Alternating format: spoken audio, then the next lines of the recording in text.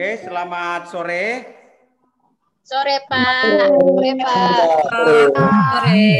Selamat sore. Jadi pertama sekali saya mengucapkan syukur kepada Tuhan bahwa kita tetap diberi kesehatan sehingga kita boleh menyelenggarakan perkuliahan ini.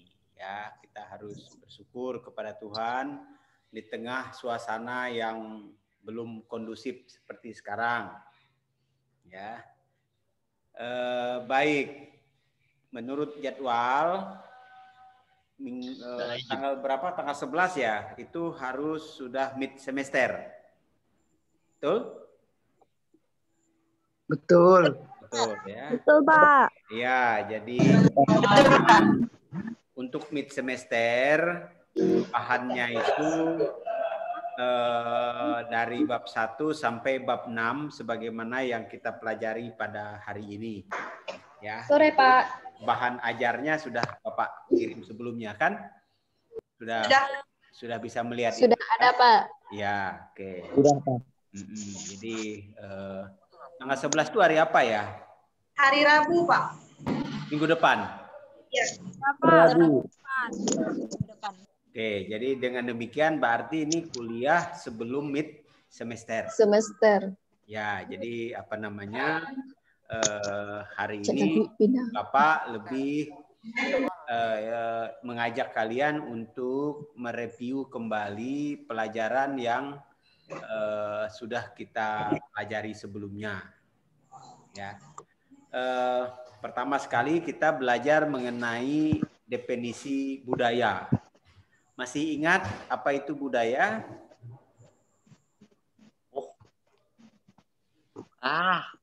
Silakan. Budaya adalah suatu kebiasaan yang ada di suatu lingkungan tertentu. Lagi. Ada lagi yang mau ngobrol? Apa itu budaya?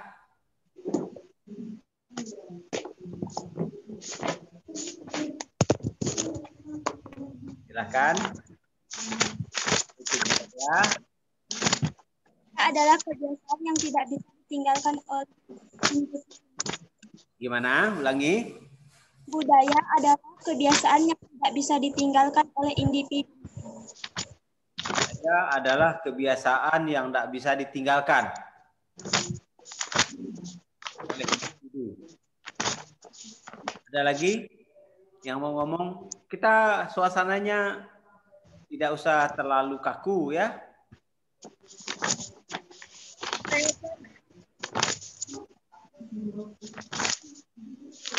Silakan. Apa itu budaya?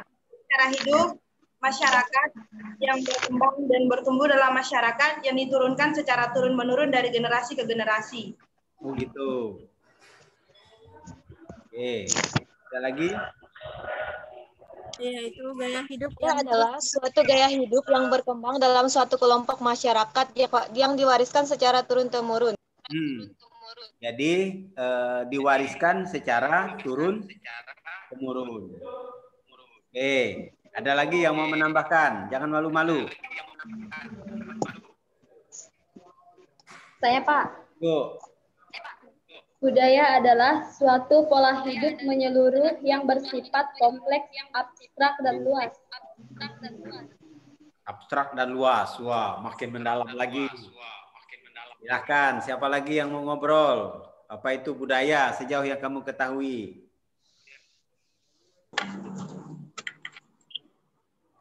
Sebelum kita lanjut, apa itu budaya? Jangan takut-takut. Bagaimana mau ulang ujian kalau budaya bingung?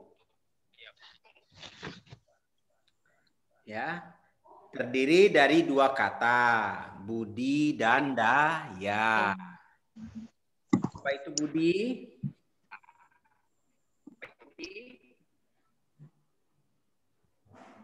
Nah, kok diam?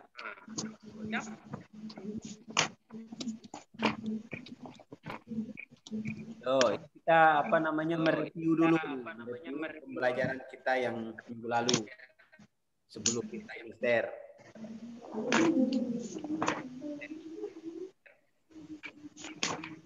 Ayo, pasti enggak buka buku catatan nih. Padahal kalian tuh bisa sambil buka buku catatan di situ. Yang mau ngomong mute-nya dibuka ya. Silakan. Saya, Pak. Yo, silakan. Saya, Pak. Yo, silakan. Siapa itu? Arista, Pak. Oke, silakan. Budaya adalah suatu gaya hidup yang berkembang dalam suatu kelompok atau masyarakat dan diwariskan secara turun-menurun dari generasi ke generasi yang dapat mempengaruhi banyak aspek dalam kehidupan manusia. Budaya mempengaruhi agama, politik, adat istiadat, bahasa, pakaian, bahkan dalam suatu karya seni tak lekang oleh pengaruh budaya. Itu, Pak. Betul. Itu yang panjangnya. Yang pendeknya ada yang mau ngomong melengkapi? Tadi ada yang sudah mengatakan kebiasaan yang turun-temurun. Kebiasaan dari suatu kelompok masyarakat yang turun-temurun. Lagi.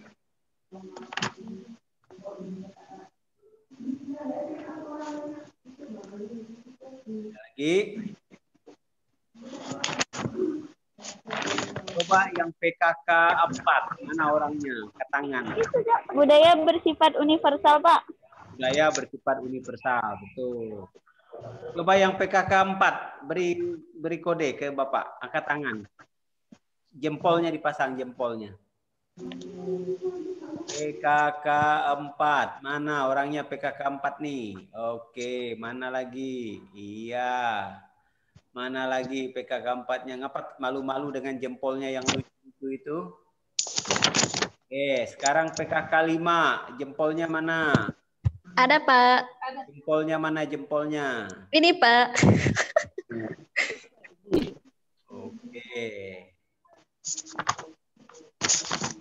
Oke. Sekarang Bapak akan mengajak kita untuk berdiskusi mengenai bahan ajar yang sudah kita punya. Nah, ini bahan sudah kalian dapatkan sebelumnya kan? Sudah, Pak. Sudah, Pak. Oke. Ya, jadi hari ini kita akan mengecek kembali bahan ajar ini ya. Wah, ini masih ada yang masih lambat datang. Jadi kita lambat mulai jadinya. Jadi untuk pembelajaran atau perkuliahan sebelum mid semester atau sampai dengan semester, kita mempelajari mengenai kebudayaan. Lalu kita mempelajari masalah kebudayaan. Lalu kita juga sudah belajar dinamika kebudayaan ya. Kita kemarin tidak khusus belajar masyarakat pastoralis nomadik di dataran tinggi di Tibet. Ini adalah studi kasus. Nanti Anda bisa baca bagaimana kelompok masyarakat pastoralis nomadik di dataran tinggi Tibet. Itu sebetulnya bahan untuk memberi gambaran kepada kalian semua bagaimana sebuah masyarakat yang tinggal di suatu dataran tinggi di daerah Tibet di tengah benua Asia sana itu hidup ya. Nah, kita juga sudah berdiskusi mengenai dinamika kebudayaan. Dinamika kebudayaan itu artinya kita belajar bahwa sebuah kebudayaan itu tidak bersifat statis. Kebudayaan itu bersifat dinamis. Kebudayaan itu dipengaruhi oleh apa saja yang berkembang dalam masyarakat. Ya, ada faktor internal, ada faktor eksternal. Ya, eksternal itu dari budaya asing. Dan kita sebuah masyarakat lokal atau masyarakat adat tidak mungkin dilepaskan dari pengaruh kebudayaan asing. Apalagi misalnya dengan berkembangnya media sosial, dengan berkembangnya televisi, dengan berkembangnya teknologi informasi, ya. Jadi kita akhirnya akan terus menyesuaikan dengan kondisi yang berubah itu, ya. Itu kita belajar di situ. Nah, hari ini kita coba berdiskusi mengenai kebudayaan Dayak, ya. Kebudayaan Dayak, bahannya sudah Bapak kirim dengan kalian semua, ya. Ya, ini bahannya. Nah, ya, yang tadi satu Bapak stop, ya. Jadi itu bahan-bahan yang ada denganmu sekarang, ya, yang sudah ada denganmu. Tolong itu kamu baca untuk bahan mid semester. Perlu kalian ketahui mid semester dan ujian akhir semester itu presentasinya mempengaruhi nilai itu kurang lebih sama. Jadi kehadiran kalian itu cukup tinggi 20%, lalu ada tugas, lalu ada mid semester dan ada ujian akhir semester, ya. Jadi kurang lebih berimbang lah pengaruhnya itu terhadap kelulusan, sehingga kalian tidak boleh memandang enteng mid semester, ya. Jangan gara-gara dia mid semester lalu enggak serius mempersiapkan diri, ya. Tuh. Ada yang bertanya tentang tugas. Nah, tugas yang telah Bapak berikan, tolong selesaikan. Itu nanti kamu kirimkan ke alamat email yang nanti akan Bapak sampaikan ke WA group barageriski@gmail.com. Nanti akan Bapak tulis di grup, ya. Mengapa kalian harus mengumpulkan tugas itu bersama-sama? Tujuannya agar Bapak itu tidak kehilangan jejak. Takutnya Bapak nanti kalau ada yang kirim tugas itu sekarang, lalu karena berbagai kesibukan yang Bapak lakukan, lalu terlewati, ya. Bapak tidak ingin merugikan kamu juga, gitu. Jadi udahlah bersama-sama aja nanti. Pada saat ujian tengah semester itu, mid semester itu, sehari sebelumnya tolong kamu kirim email ke Bapak, ya. Tugas yang sudah Bapak berikan ada berapa buah? Ada yang ingat? Ada dua. Pak. Ada Dua, Pak. Ya, hanya ada dua. Tolong kedua-duanya itu dikirimkan sehingga Bapak nanti bisa memberi, ya. Jelas ya? Jelas. Pak, itu kalau yang sudah dikirim sudah kirim, nanti kamu ingatkan ya lagi di mana kamu ngirimnya. Itu Pak, punya saya dikirim lewat email Bapak. Nah, nanti bisa aja kirim ulang lagi ke barageriski@gmail.com, ya. Iya, Pak. Iya, Pak. Oke, kita lanjut. Untuk hari ini kita berdiskusi mengenai kebudayaan Dayak.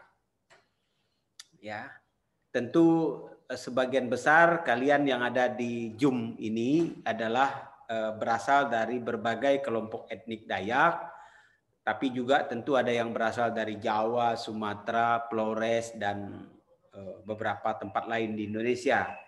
Tapi karena kita berada di Pulau Kalimantan, maka pada bagian akhir dari pelajaran budaya daerah ini kita berdiskusi mengenai kebudayaan Dayak. Oke? Ya, kita coba cek. Mudah-mudahan bahannya sudah Anda baca, ya.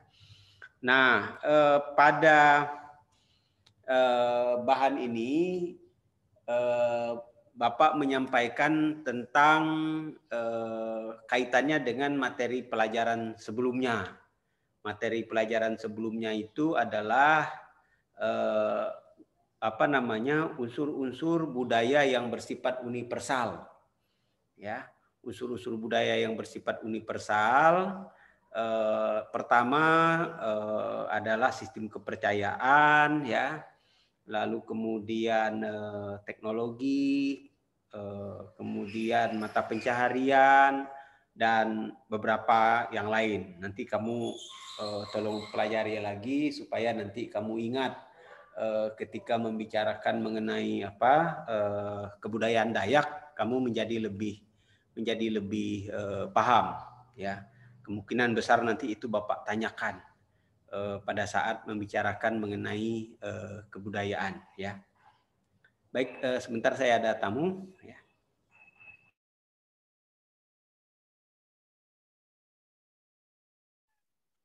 Halo, Cuk. Halo, ladies. Cek satu, cek. Asik, tarik. Saya akan menjelaskan.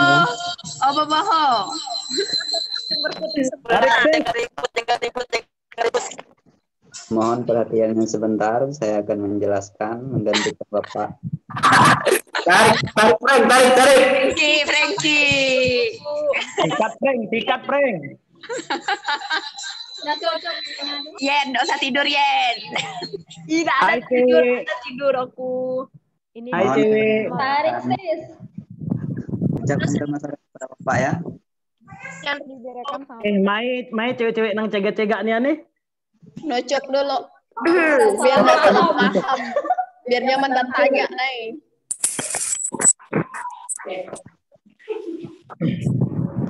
Mana Ya, Bapak? Selamat sore semuanya. Selamat sore, Pak. Selamat sore. Ya. Bukan. Kita belajar, ya. Mana Selamat Bapak sore. Bila? Kalau udah Oi. Bobby. Selamat suara Anda masuk YouTube.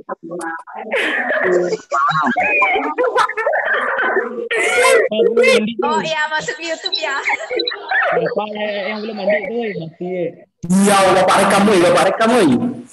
Nggak apa-apa. Masuk YouTube.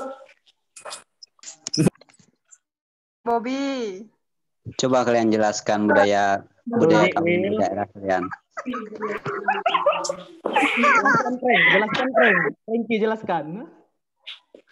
Coba kalian di sini Bapak akan Kalian mulai ribut ya kalau dosen lagi izin keluar sebentar, ya. Ya. Oke, kita lanjutkan. Nah, jadi pembahasan ini kita kaitkan dengan unsur-unsur kebudayaan yang sudah kita pelajari sebelumnya. Namun bicara kebudayaan Dayak, tentu kita sebetulnya bicara mengenai keseluruhan orang Dayak yang menghuni Pulau Kalimantan ini. Tercatat lebih dari 400 jumlahnya itu. Tapi dia oleh beberapa ahli dikelompokkan ke dalam kira-kira 7 sampai 8 saja, ya. 7 sampai 8 saja kelompok Dayak itu. Itu pengelompokannya secara umum. Tapi tentu saja tiap-tiap kelompok itu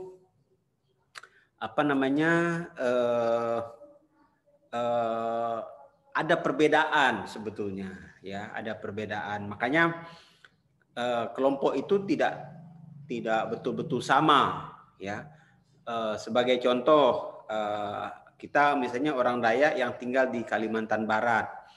Ini kan sebutannya di sini ada namanya Kanayat, tapi ada juga yang menyebutnya Salako, ada juga yang menyebutnya Iban, ada kelompok Iban lagi. Ada lagi kelompok Mualang, ada lagi kelompok Dayak Desa. Nah, penamaan itu sebetulnya lebih bersifat lokal. Kalau kita membaca di literatur internasional, Mualang, Dayak Desa, Dayak Kantu dan segala macam itu masih berada dalam satu sebutan, yaitu Dayak Iban. Demikian pun Dayak Kanayan, Dayak Salako dalam literatur internasional itu lebih dikenal sebagai Dayak Salako, bukan Dayak Kanayat, ya. Walaupun secara populasi Kanayat itu lebih banyak daripada Salako. Mengapa Salako menjadi sebutan penting atau sebutan utama? Karena pada Dayak Salako itulah terjadi proses Islamisasi yang masif. Jadi orang Dayak Salako itu lebih 70% itu memeluk agama Islam. Dayak Salako itu menghuni kalau sekarang itu adalah Kabupaten Sambas. Jadi sebetulnya apa yang dikenal sebagai Melayu Sambas itu sebetulnya berasal dari orang Dayak Salako itu. Ya, Dayak Salako itu bermukim di sekitar daerah aliran Sungai Salako. Ya, Salako itu Selakau. Selakau itu ada belasan kilometer sebelah utara Singkawang. Ya, jadi kalau ingin mengetahui asal usulnya itu ya di sana ada namanya Selakau Tua, ya, Selakau Tua. Kebetulan Bapak penelitian lebih setahun di sana, jadi cukup tahu, ya. Jadi yang disebut Melayu Sambas itu sebetulnya adalah orang Dayak Selako yang memeluk Islam. Ya, nanti pada pembelajaran berikutnya kita akan belajar asal usul Melayu. Ya, Melayu itu sebetulnya secara asal usul dia menghuni beberapa pulau di Kepulauan Riau. Ya, di Kepulauan Riau sana. Yang ada di Pulau Kalimantan ini sebetulnya adalah penduduk-penduduk lokal. Penduduk lokal itu ya orang Dayak. Hanya kemudian pengaruh Islamisasi itu berlangsung sangat lama, itu lebih dari 700 tahun. Lebih dari 700 tahun berlangsung Islamisasi itu. Dan itulah yang kemudian membentuk apa yang disebut Melayu. Ya, jadi sebetulnya kata Melayu itu disematkan kepada mereka hanya untuk menyebut identitas mereka yang sudah berubah itu. Kalau orang Dayak menyebut mereka itu Senganan. Ya, lalu yang sekarang masih tetap ada Iban, Punan, Salako, Kayan, Taman dan segala macam itu yang tetap mempertahankan kepercayaan nenek moyang atau yang memeluk agama Kristen. Yang memeluk Islam, mereka menyebut diri sebagai Melayu. Maka kemudian mereka yang berasal dari Sambas menyebut diri sebagai Melayu Sambas. Mereka yang berasal dari Sintang menyebut diri Melayu Sintang. Mereka yang berasal dari Landak menyebut diri Melayu Landak. Ya. Jadi itu gambaran umum mengenai asal-usul ini. Sebetulnya mereka adalah Dayak. Makanya orang Dayak itu lebih 50% itu ya beragama Islam. Ya. Ya kalaupun mendekati 50% gitulah beragama Islam, lalu sekitar yang masih di Kristen dan agama nenek moyang itu ya sekitar segitu juga. Ya, 50-50 lah, 50-50 akhirnya seperti itu ya. Sehingga nenek moyang mereka yang menyebut diri Melayu dan nenek moyang kita yang menyebut diri Dayak ini sama. Ya, sama. Mengapa ada sebutan Melayu? Nah, itu karena dulu pengaruh pada saat sensus penduduk yang dilakukan oleh kolonial Belanda pada tahun 1923, kalau tidak salah, disitulah mereka menentukan identitasnya itu. Jadi yang tetap dengan agama asli dan Kristen itu mereka sebut Dayak. Lalu yang sudah menjadi Islam mereka sebut sebagai Melayu. Jadi penamaan itu sebetulnya sangat dipengaruhi oleh cara pandang orang kolonial Belanda pada masa itu. Ya. Seperti itu ya. Nah, adapun sebutan Dayak sendiri itu sangat beragam yang ada di literatur itu. Ada yang menyebut Dayak pakai tanda petik di atas itu. Ada yang menyebut Diak, ada yang menyebut Daya, ada yang menyebut Dayak. Ya. Jadi apa namanya tidak seragam. Ya, hanya memang ketika Kongres Kebudayaan tahun 1982, Kongres Kebudayaan Dayak, itu disepakati penamaan itu Dayak dengan huruf K. Ya. Lalu kebetulan Bapak jadi panitia pada masa itu, dan juga Kongres Internasional Kebudayaan Dayak yang pertama di Bengkayang tahun 1917 yang lalu, Bapak juga menjadi steering komite dan juga pemateri. Di situ ada deklarasi bahwa orang Dayak itu tidak lagi tersekat-sekat. Jadi orang Dayak itu apapun agamanya, jika nenek moyangnya adalah Dayak, dia harus Dayak. Dia harus diakui sebagai Dayak. Ya, maka dalam beberapa tahun ini orang lebih senang menyebut dirinya Dayak. Ya, walaupun agamanya Islam. Karena Dayak itu adalah identitas kultural. Maka kalian jangan heran, Dewan Adat Dayak Provinsi di Pulau Kalimantan ini ada 5, Kalimantan Barat, Tengah, Selatan, Timur. Itu yang beragama Kristen cuman Ketua DAD Kalimantan Barat saja. Tengah, Selatan, Timur, dan Utara itu Ketua DAD-nya Dayak beragama Islam. Ya. Nah, ini penting kalian pahami. Jadi sebagai ilmuwan, sebagai cerdik pandai, sebagai cendekiawan, kita tidak boleh terbawa dengan cara pandang politik pragmatis, politik yang dangkal, di mana agama membuat orang berbeda secara etnik. Itu tidak tepat.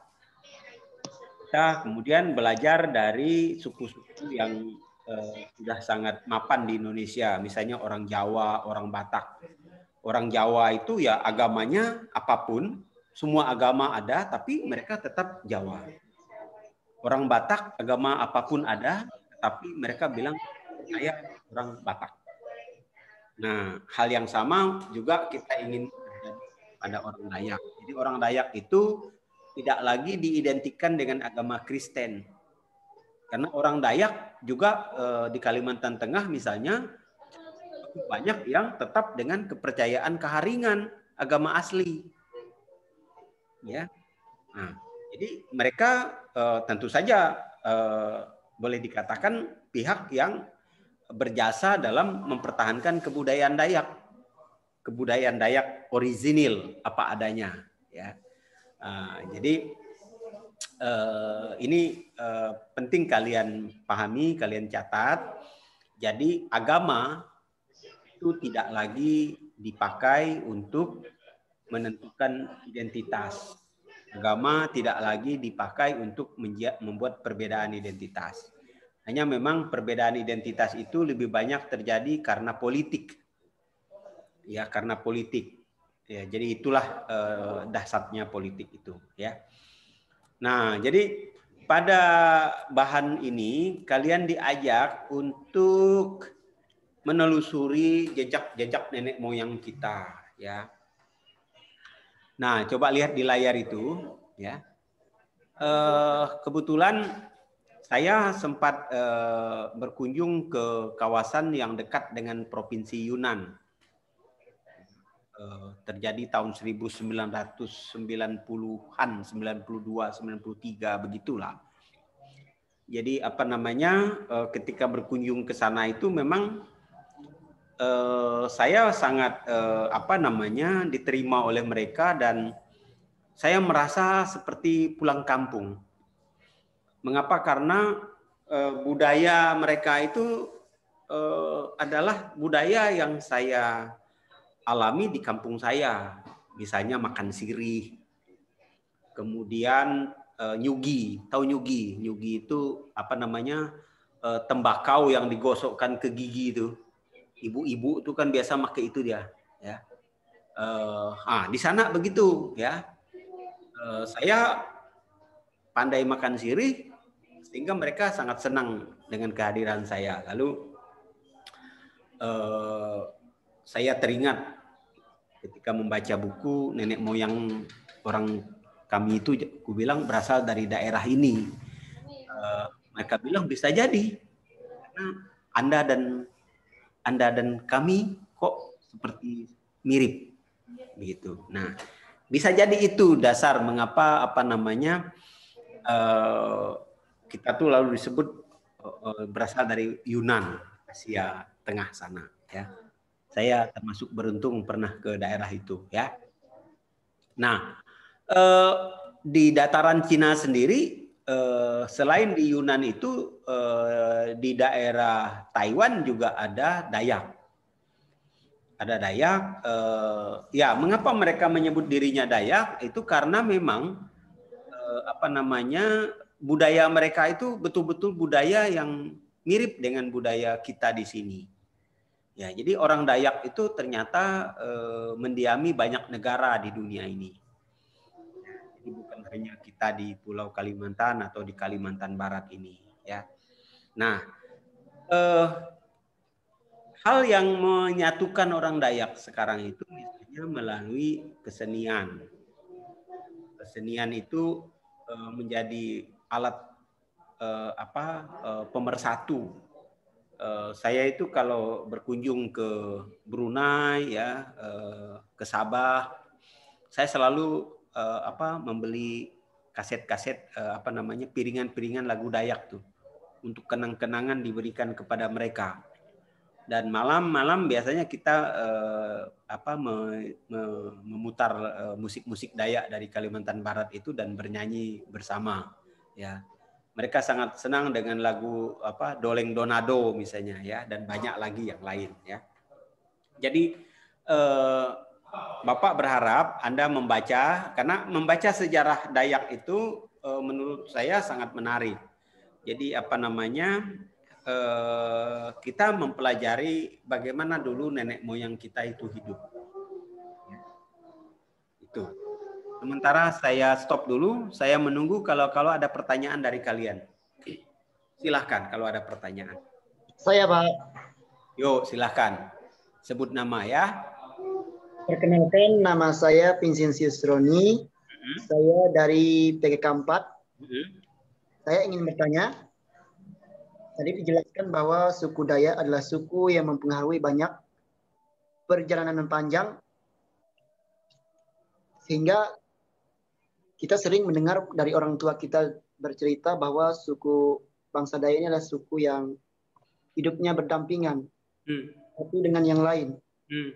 Tetapi satu pertanyaan saya adalah, kenapa bangsa Dayak zaman dulu ada kebudayaan namanya kebudayaan Nyayau. Sekarang kebudayaan itu hilang dan tidak lagi dipergunakan.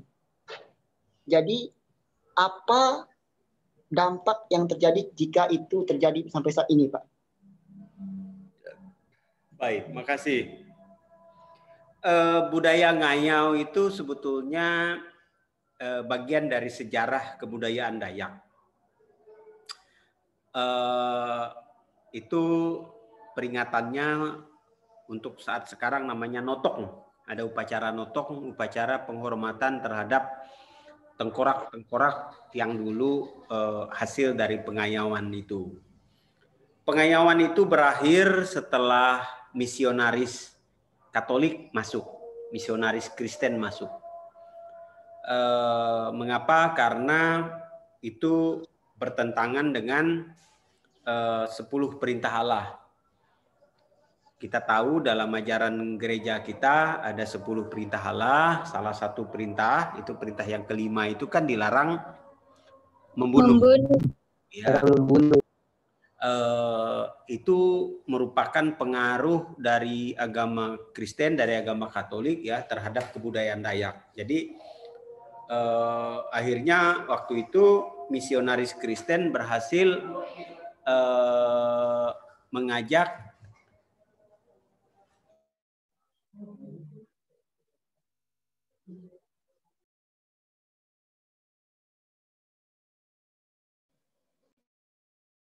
Jadi itu adalah hasil dari karya misionaris Katolik tahun 1800-an, 1827 kalau nggak salah. Mereka berhasil mengumpulkan para pemimpin-pemimpin Dayak itu di Tumbang Anoy, Kalimantan Tengah. Dan di sana mereka menyepakati menghentikan pengayauan. Jadi pengayauan akhirnya bisa dihentikan. Dan tentu itu merupakan peristiwa besar bagi kebudayaan Dayak. Karena jika saja budaya mengayau itu tetap ada sampai sekarang, mungkin di antara kita pun saling membunuh. Ya. Dan perlu kalian pahami, dulu yang dibunuh itu adalah orang-orang yang penting pada setiap sukunya. Artinya apa? Artinya bahwa orang-orang Dayak yang punya kemampuan bagus, punya talenta bagus, itu mati, terbunuh akibat pengayauan itu. Ya, sehingga ya tentu berdampak pada keturunan. Ya, dan itu tentu adalah peristiwa sangat penting bagi kebudayaan Dayak, di mana pengayauan itu dihentikan.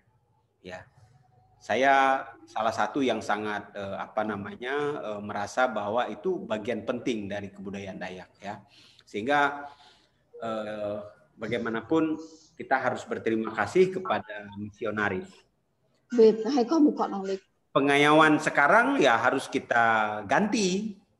Dulu kita mengayau saling membunuh, sekarang kita mengayau untuk mendapatkan kehidupan yang lebih baik. Salah satunya berpendidikan, sekolah. Begitu ya, Vincentius Roni ya. Pak, terima kasih. Ya, ada lagi pertanyaan yang lain? Saya, Pak. Yo, silakan. Perkenalkan, saya Cornelia Dewi Astuti. Saya dari PKK 5. Ya, baik. Bagaimana kita menanggapi mengenai keberagaman adat yang ada di Indonesia, serta berikan contohnya? Wah, mungkin ada yang bisa bantu nih. Keberagaman adat. Masih ingat ya, adat itu artinya apa? Aturan, kan? Adat itu aturan. Tiap-tiap kelompok punya aturan sendiri-sendiri. Tiap suku punya aturan sendiri-sendiri. Nah, keberagaman itu merupakan identitas, merupakan bagian dari identitas. Bayangkan kalau masa kita berbeda-beda, lebih 400 macam, lalu sama. Tidak mungkin kan? Nah, seperti itu. Jadi itu harus dipahami sebagai kebudayaan yang bersifat lokal. Ingat definisi budaya apa?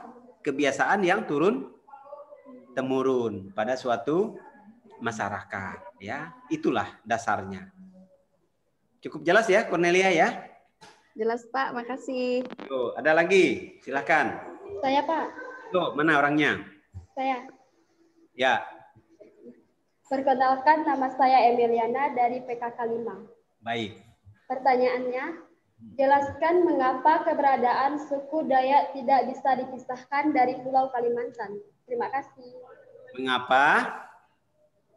Keberadaan suku Dayak tidak bisa dipisahkan dari Pulau Kalimantan. Aduh. Ada yang bisa membantu saya menjawab pertanyaan ini?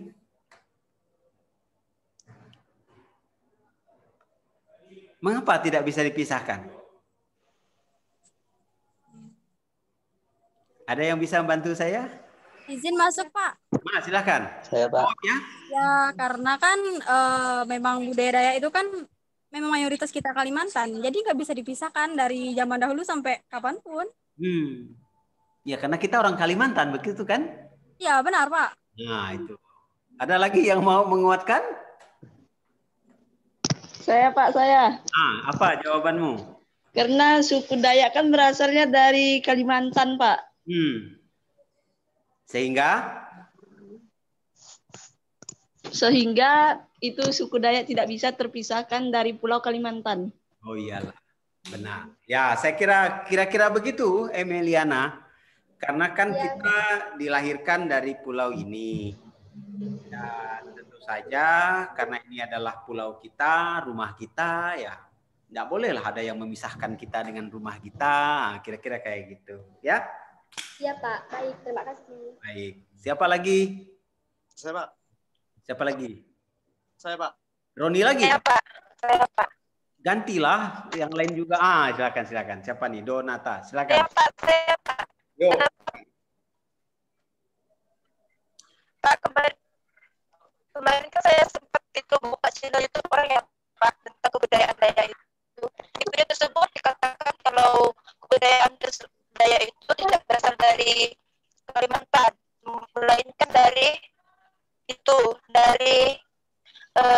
Cina. Apakah Dayak tersebut dari Kalimantan atau dari Cina itu Pak? Tanyanya. Ya. Sayang sekali suaramu tuh tidak terlalu jelas terdengar, tapi saya mudah-mudahan tidak salah menangkap apa yang mau kamu katakan itu, ya. Itu apa tadi orang Dayak itu berasal dari dataran Cina kah? Kira-kira begitu kah? Iya, Pak. Iya, Pak. Sebagaimana yang telah Bapak paparkan tadi, asal usul kita itu berasal dari satu provinsi di dataran Cina sana, di provinsi Yunnan itu. Ya, sehingga memang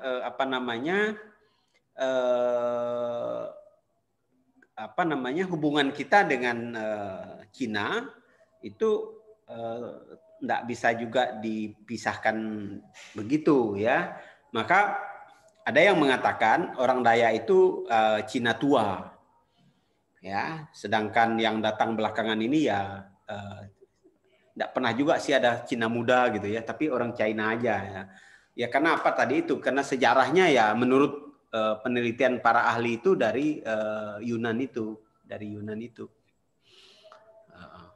Kira-kira begitu jawabannya, Donata. Terima kasih, Pak. Oke, baik. Mau ada tanya lagi, Maria Erika? Saya, Pak. Oh, mana? Ya, silakan. Oke, perkenalkan nama saya Franciscus Ardi Arianto, saya dari PKK 4. Saya pernah membaca di salah satu sumber informasi, Pak, yang katanya bahwa tuh masyarakat Dayak memiliki bawang yang namanya bawang Dayak yang sudah lama dibudidayakan oleh masyarakat Dayak. Apakah benar bawang Dayak asal Kalimantan tersebut tuh memiliki manfaat untuk mengobati hipertensi dan diabetes? Sekian, terima kasih, Pak. Waduh, ini pertanyaannya ini udah bicara kesehatan pula nih. Mentang-mentang saya mengajar antropologi kesehatan juga nih. Ya, ada sebutan bawang Dayak, ya. Macam-macam ini sebutannya itu. Kalau khasiatnya sih mungkin iya, tapi Bapak sendiri belum pernah melakukan penelitian mengenai itu, ya. Paling Bapak tuh gembira saja. Ternyata orang Dayak juga punya tanaman yang dikaitkan dengan namanya, ya kan? Paling tidak kita punya bawang. Jadi yang punya bawang itu bukan hanya merah dan putih kan, tapi juga ada bawang Dayak begitu ya.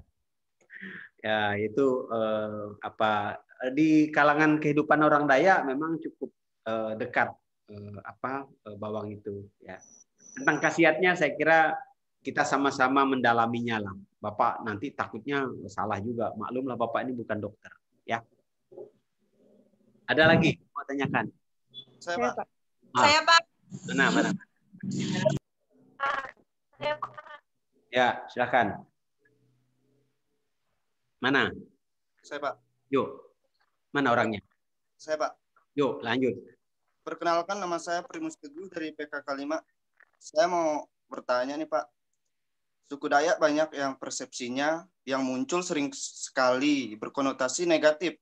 Yang konon katanya suka berburu kepala orang, perusak lingkungan, dan citra miring lainnya. Dan yang saya mau pertanyakan, apakah masih cermin semua orang dari dulu hingga sampai sekarang ini yang mengatakan orang Dayak dengan konotasi yang selalu dibilang negatif? No. Ini satu pernyataan bagus darimu, Primus. Ya, Pak. Ya, kita harus akui bahwa cerita mengenai Dayak yang dikenal banyak orang ya seperti yang Primus sampaikan itu.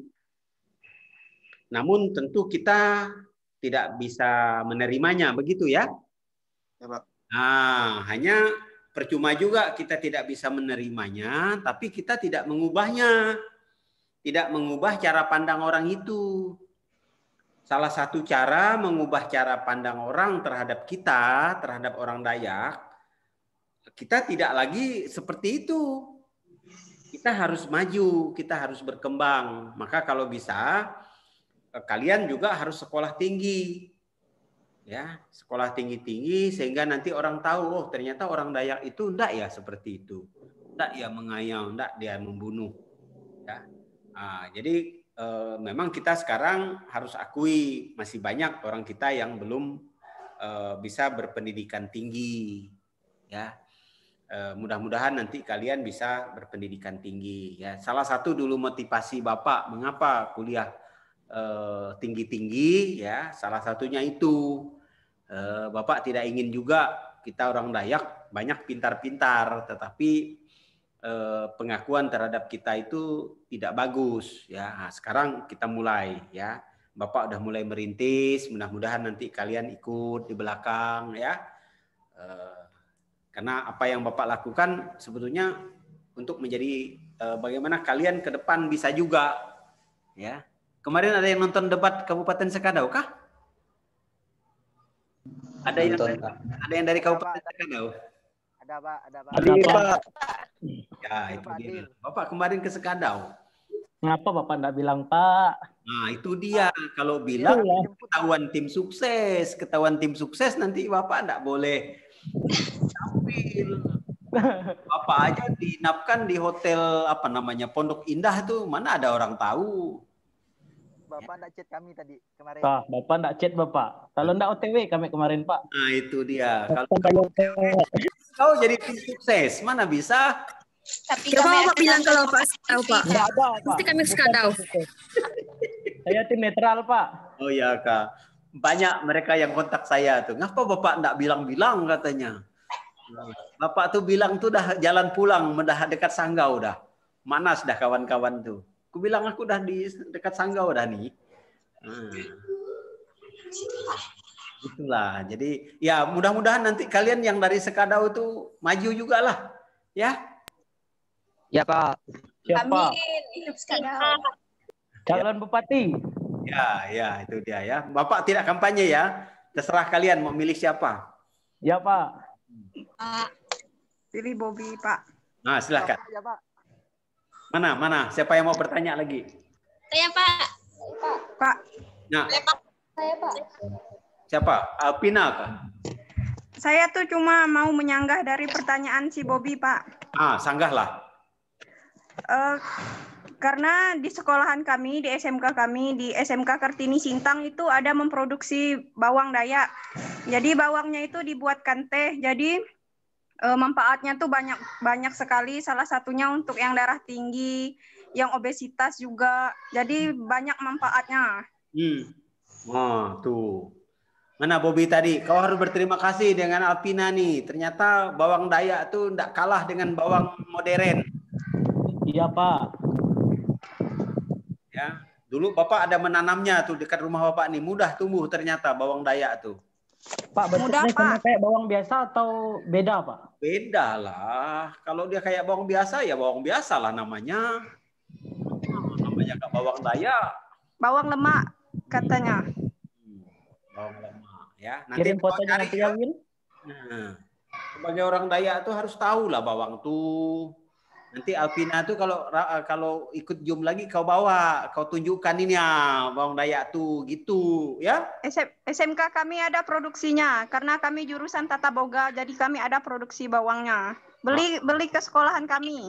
Mana barangnya tuh mana sekarang? Mana? Beli. Tuh ini tapi bukan untuk jualan kelas ini ya, tapi bolehlah promo.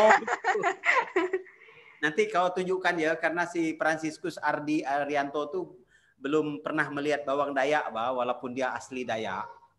Mudah buatnya, Pak. Mudah kan?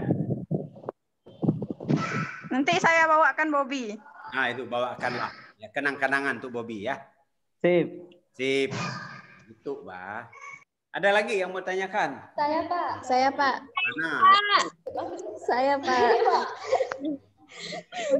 Kalau Pak. tadi yang baru Pak, saya dulu, Pak. Pak, saya dulu. Saya dulu, Pak. Emiliana udah tadi. Saya mau nanya. Marta Nani. Satu pertanyaan. Cornelia udah. Marta Nani lagi mana? Marta Nani itu. Ih, Bapak nih. Yuk, Bapak kami mau bertanya, Pak. Baik, perkenalkan nama saya Marta Nani, saya dari PKK 5. Saya ingin bertanya, bagaimana menanggapi, kan ada orang yang mengatakan, jika kamu orang pulau lain, jika kamu pergi ke Kalimantan, jangan pernah menyakiti hati wanita Kalimantan. Itu gimana Pak tanggapannya? Wah, Terima kasih. menarik juga itu. Ya, namanya wanita jangan disakiti lah. Jangankan pergi ke Pulau Kalimantan, pergi Pulau Jawa juga jangan, pergi Pulau Sumatera juga jangan. Ya, Bapak enggak bisa menjawab terlalu persis ya. Kan itu kan tentu saja masing-masing kita ingin menjaga agar kehormatan suku itu menjadi penting ya.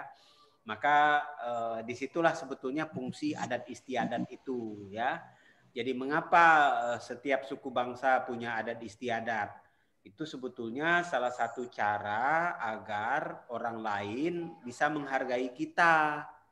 Karena adat kita itulah yang menjadi pembeda gitu ya. Hanya kan banyak juga kasusnya itu adat itu diperlakukan secara semena-mena. Ya. Nah, itu yang kadang-kadang dalam berbagai kesempatan saya selalu mengatakan kalau kita ingin dihargai ya, maka kita harus menyelenggarakan upacara adat yang benar, yang sesuai dengan budaya yang sudah turun-temurun gitu ya.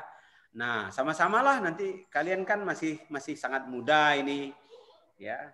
Nanti berharap ketika kalian nanti sudah jadi orang, walaupun sebenarnya kalian dah jadi orang nih ya, cuman mungkin masih orang-orangan kali ya. Nah, nanti kalau udah benar-benar jadi orang ya, kita hormat dan menyelenggarakan adat sebagaimana nenek moyang. Agama kita tetap ya, sebagai orang Katolik kita harus menjalankan ajaran Katolik kita, tetapi tidak dengan menganggap remeh adat nenek moyang kita. Itu ya, Nenek ya. Ya Pak, terima kasih. Terima kasih. Ada lagi yang lain? Pak, saya Pak. Pak. Pak. Yubil. Pak, saya ingin bertanya. Pak.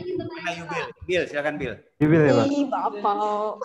Jadi gini Pak, perkenalkan nama saya Leonsis Yubil dari PKK 5. Saya mau menanyakan soal agama Keharingan, Pak. Nah, agama ini kan agama asli Dayak dari zaman dahulu. Nah, namun sampai sekarang kan belum diakui Indonesia. Nah, jadi pertanyaan saya adalah, apakah agama ini harus tetap dianut? Karena orang yang menganut kepercayaan ini susah untuk membuat KTP, Pak. Karena tidak diakui oleh negara. Jadi, apakah harus dilanjutkan atau harus pindah ke agama lain? Ya, kasusnya sekarang misalnya khusus di Kalteng mereka bergabung dengan agama Hindu, sehingga kemudian disebut Keharingan gitu ya. Yang Keharingan ini sebutannya di tiap daerah beda-beda. Keharingan itu kan bahasa Dayak Ngaju. Kita yang bukan Ngaju tentu menyebutnya dengan sebutan kita sendiri ya. Kalau orang Landak misalnya ada menyebutnya agama Dayak Bukit, agama Dayak Bangkule Rajang, dan sebutan-sebutan lokal gitu yang belum populer ya. Tapi intinya itu adalah agama nenek moyang ya. Dan ya memang kondisinya susah untuk mendapat pengakuan sebagai agama karena salah satunya misalnya kitab suci ya. Agama Dayak itu umumnya tidak tertulis, tidak ada budaya tulis pada orang Dayak, sehingga kitab sucinya itu tidak ada. karena kitab sucinya tidak ada, ya susahlah diakui sebagai agama. Ya. Nah, kita sekarang misalnya memeluk agama Katolik, memeluk agama Kristen, ada yang memeluk agama Islam, yaitu adalah agama-agama dari luar. Dan agama kan tujuannya sebetulnya adalah penataan kehidupan.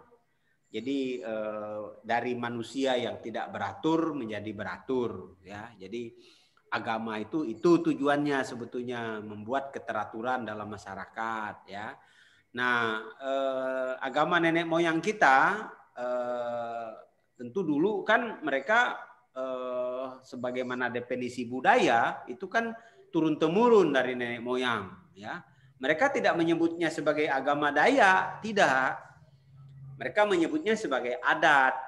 Jadi yang disebut adat di kita itu sebetulnya adalah sistem kepercayaan nenek moyang. Ya, maka juga ada imamnya. Kalau di Landak itu ada panjangahat misalnya, ya. Ada orang yang membacakan mantra itu, ya. Itu ya sama seperti istilahnya itu penginjil atau pengkhotbah seperti itu. Ya. Yubil, itu jawaban saya sementara, Yubil. Iya Pak, terima kasih Pak. Baik. Ada lagi? Saya Pak. Saya Pak. Emiliana Lela. Ya Pak. Iya Pak, pertanyaannya.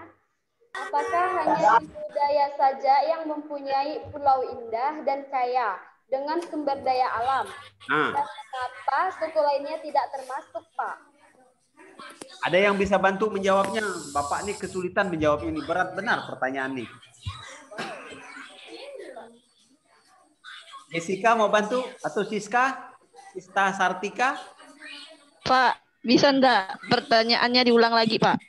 Kau ulangi lagi lah. Bisa. Enggak jelas pertanyaannya. Ya, saya ulang lagi pertanyaannya. Apakah hanya suku Dayak saja yang mempunyai pulau indah dan kaya dengan sumber daya alam? Dan mengapa suku lainnya tidak termasuk? Apakah hanya orang Dayak aja yang punya pulau indah seperti ini? Oh, tentu tidak, Pak. Saya, Pak. Pak, saya mau jawab, Pak. Saya mau jawab, Pak. Ya, tentu tidak, Pak. Contohnya kan di Indonesia ini banyak sekali pulau-pulau selain Pulau Borneo yang memiliki pemandangan panorama yang indah. Contohnya di Papua. Di Papua. Bali. Itu masih banyak sekali, Pak. Jadi bukan hanya pulau. Di Bali, Pak. Karena kan di Indonesia pulau kaya akan itu, Pak. Alamnya, Pak. Bukan hanya di Kalimantan aja. Oke. Saya kira kalian sudah bisa memahami sekarang. Jadi ya pertama tentu saja yang indah itu bukan hanya Pulau Dayak, tetapi juga pulau-pulau lain, ya. Dan tentu saja ya ini bagian dari anugerah, ya. Kita terdiri dari 400-an macam tadi. Kita harus bergembira dengan kondisi kita yang beragam macam ini, ya. Dan ya tentu saja harus ada upaya untuk mempertahankan tradisi nenek moyang. Baik, saya lanjutkan dulu dengan men-share lagi, ya, sedikit lagi, ya. Ya, heterogen. Jadi harus diakui bahwa memang orang Dayak itu lebih dari 400, ya, jenisnya. Tentu saja itu sangat berbeda-beda. Luar biasa berbeda-bedanya dari sisi bahasa.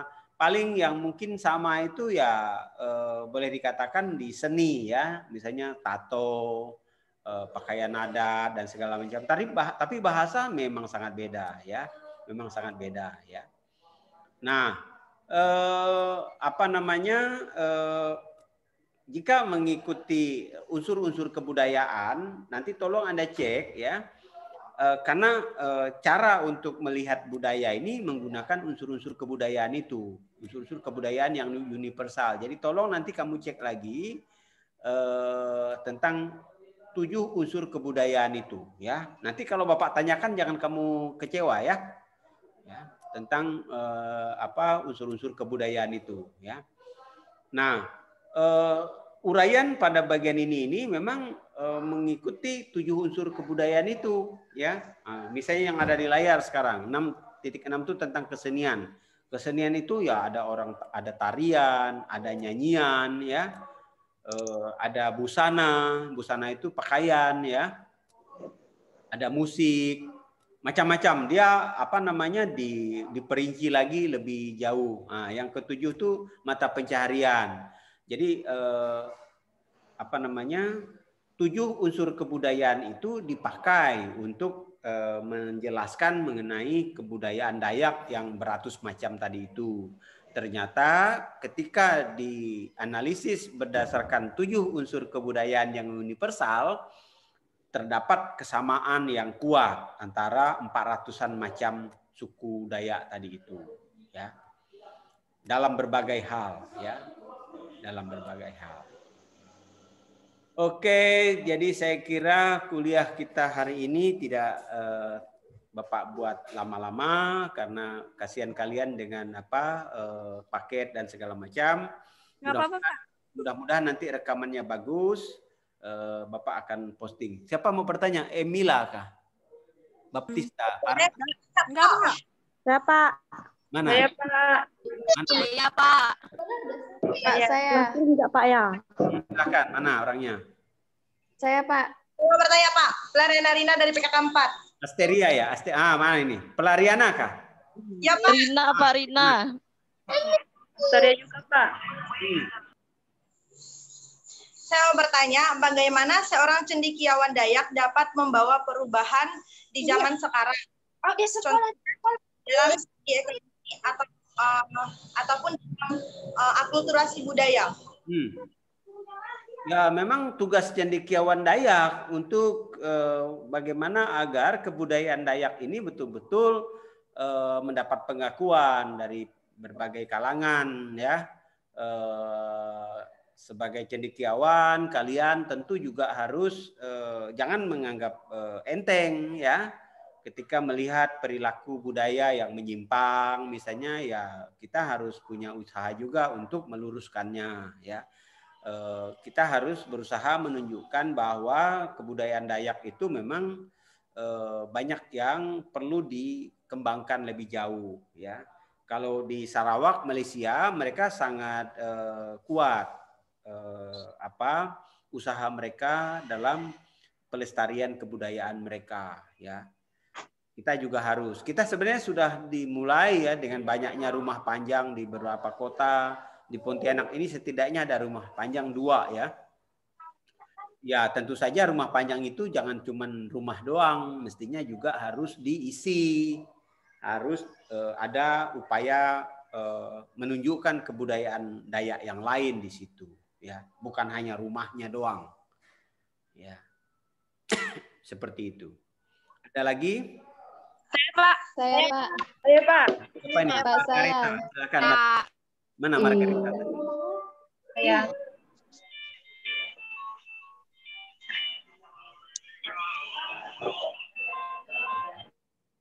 Asteria, Ranita, mau ngomong? Ya, Pak. Ya, Pak. Ngomong, silakan. Baiklah, saya dari PKK 4 ingin bertanya. Yang sering terjadi kebakaran hutan itu sering dituding itu Kalimantan.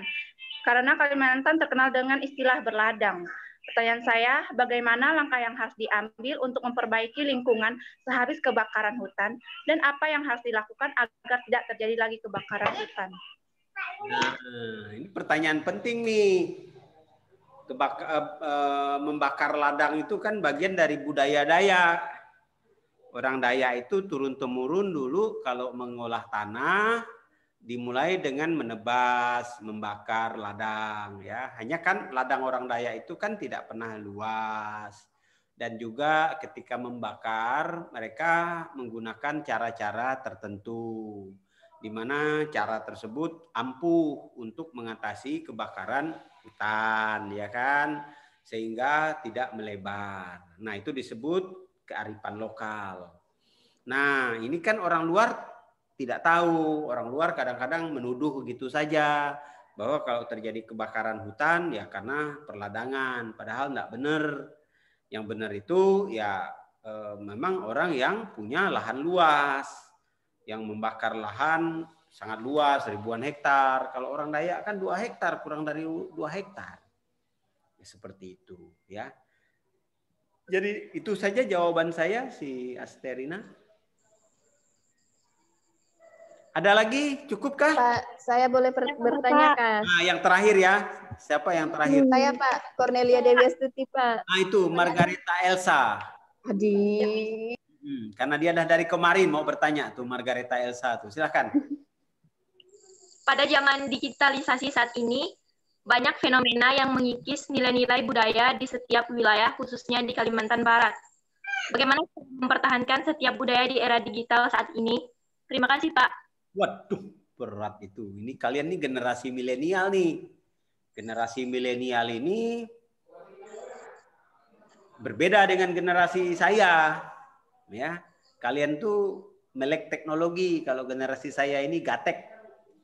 Gatek itu gagap teknologi ya, gunakan HP, tidak terlalu pandai. Kalau kalian itu luar biasa. Nah, tentu saja sebagaimana juga dalam materi mengenai dinamika kebudayaan, kebudayaan pada akhirnya akan menyesuaikan dengan perkembangan masyarakat, perkembangan zaman.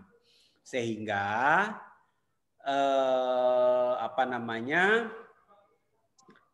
dengan adanya digital sekarang itu sudah barang tentu ini akan berdampak serius terhadap kebudayaan Dayak ya. Sekarang misalnya menyaksikan lagu-lagu Dayak kita tidak susah-susah lagi, bisa menontonnya melalui YouTube, bisa menontonnya melalui WA dan segala macam. Nah, saya kira digital ini kan transformasi dari atau perubahan bentuk dari yang fisikal, yang fisik ke bentuk yang non fisik. Ini hanya proses ditransfer saja, ya. Kalau dulu kita mau menonton tarian itu kan harus membuat panggung, harus mendatangkan penari, mendatangkan alat-alat dan segala macam. Ya, ribet lah dulu itu prosesnya. Nah, kalau sekarang itu enggak usah ribet-ribet. Ya, rekamannya banyak di YouTube, di mana-mana. Jadi kondisi ini sebetulnya sangat sangat bagus untuk perkembangan kebudayaan. Ya, hanya tentu selalu ada dampak negatif dari perubahan ini, dari keadaan ini. Tapi dalam hidup ini selalu ada positif dan negatif. Jadi kita enggak usah terlalu khawatir negatif dan positif itu, ya. Disitulah fungsinya kalian kuliah, kalian sekolah tinggi, ya, harus mengingatkan kepada kawan-kawan yang tidak mendapat pengetahuan yang cukup bahwa era ini kalau mau dibawa negatif jadi negatif, artinya kebudayaan bisa sangat rusak. Tapi kalau mau dijadikan positif, ini adalah era di mana kebudayaan kita makin bisa dikembangkan. Kalau saya amati di YouTube itu sekarang misalnya banyak film-film lokal, ya, film-film lokal dalam bahasa lokal, ya, dan digemari tentu saja oleh orang-orang lokal. Tapi itu bagus, artinya bahwa untuk menjadi bintang film itu enggak harus susah-susah seperti dulu. Kalian pun bisa jadi bintang film, kalian pun bisa jadi artis. Saya tahu sekarang misalnya di Sekolah Tinggi Agama Katolik Negeri itu udah banyak betul mahasiswa yang menjadi katakanlah orang-orang yang mendapat penghasilan dari dunia ini, dari YouTube misalnya. Mereka ada sanggar-sanggar, ada kemampuan membuat lagu, mengaransemen lagu dan segala macam. Jadi di Stakat itu udah banyak sekali kakak kelasmu itu yang hidupnya dari YouTube itu. Ya, Bapak hanya selalu mengingatkan mereka agar kuliahnya jangan diabaikan. Kalian sudah dapat uang dari YouTube banyak, kalian harus mendapat pengakuan lagi dari negara sebagai sarjana. Kalau kalian dah sarjana, enak nanti. Kalian punya uang dari YouTube, kalian punya pengakuan karena kalian berpendidikan. Ya, artinya apa? Ini harus diambil dari sisi positifnya. Begitu ya, Margareta ya. Baik, saya kira untuk kuliah hari ini Bapak akhiri. silahkan kamu mempelajari bahan yang telah Bapak kirimkan untuk persiapan mid semester, ya, ujian tengah semester. Nanti setelah ujian tengah semester kita akan belajar multikultur. Kita akan belajar juga budaya suku-suku yang lain. Untuk budaya daerah kita akhiri sampai mid semester ini, dan bahannya sudah Bapak kirim. Jadi kamu diharapkan nanti mempelajari itu. Dan nanti ujian pun take home, ujian di rumah, ya. Bapak tidak bisa mengawasi, tidak mungkin lah Bapak pergi ke setiap kalian ngawasi itu. Untuk kejujuran aja lah, ya. Jawab aja dengan baik. Makanya Bapak tidak menerima dalam bentuk ketikan. Kamu harus mencari kertas folio atau kertas bergaris untuk menjawab pertanyaan-pertanyaan waktu ujian tengah semester itu. Harus tulis tangan. Jelas? Jelas. Jadi semester itu Pak. Tulis tangan. Jangan kamu pakai ketik. Kalau kamu ketik nanti kamu lalu saling kirim. Ini jawabanku. Lalu diketiknya, lalu dipakainya barang itu. Ya. Sehingga nilainya jadi semu, ya. Jadi saya kira begitu saja. Selamat sore, selamat malam, dan silahkan belajar bahan-bahan yang telah dikirim. Semoga mid semester bisa berlangsung dengan baik dan kamu bisa lulus dengan baik. Oke, kita akhiri perkuliahan kita ini. Saya berharap ada satu yang berdoa. Siapa yang mau? Saya, Pak. Nah, silahkan. Sekali. Marilah kita berdoa dalam nama Bapa dan Putra dan Roh Kudus. Amin. Ya Bapa yang bertata dalam kerajaan surga, puji dan syukur kami haturkan atas berkat-Mu pada hari ini, sehingga kami boleh melaksanakan submeeting kami dengan keadaan lancar dan sehat. Semoga apa yang kami pelajari hari ini bisa kami ingat dan berguna bagi masa depan kami. Terima kasih Tuhan, semoga Engkau memberkati kami untuk aktivitas kami selanjutnya. Ini doa kami sampaikan kepadamu demi Kristus Tuhan kami. Amin. Dalam nama Bapa dan Putra dan Roh Kudus. Amin. Oke, jadi demikian saja. Selamat sore, Bapak pun udah cek. Terus bagi yang belum absen nanti bisa aja absen menyusul ya. Begitu ya. Oke, selamat sore.